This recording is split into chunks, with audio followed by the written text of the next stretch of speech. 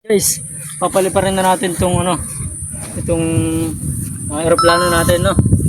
So tignan niyo kung paano natin bubuuin.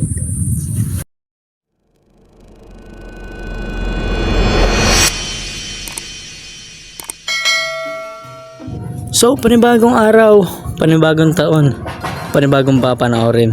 Kaya tara, samahan niyo ako magbuo ng aking saranggola. So yung saranggola na yan matagal na sa akin, no. Yan yung nilaban ko dati nung ako'y sumali sa kite competition dito sa amin sa Nagkarlan. Kaso hindi lumipad yan mga idol, ano. Kasi nung tinesting ko walang sape, no, o walang bangkat. Tapos nung nilaban ko tsaka ako naman nilagyan. Yun nga lang hindi tayo pinagbigyan ng kapalaran, ano. Kaya hindi lumipad yung ating saranggola. Kung makikita nyo yung dulo ng bakbak, ganun din yung nangyari nung ako'y lumaban sa kite competition noon. Kaya hindi lumipad.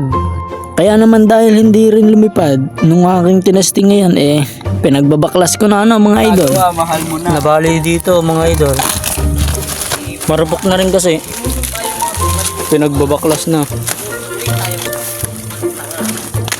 So kahit na wala tayong napala dyan sa ating saranggolang aeroplano, may napalipad naman tayo yung aking box kite, ano.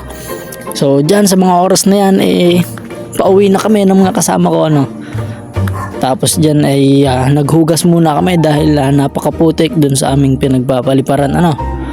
So kung umabot ka sa video na to mga idol, please follow, like and share naman mga idol, ano. Salamat sa mga sumusuporta sa akin dyan, sa aking mga silent viewers. Shout out sa inyong lahat. Maraming salamat.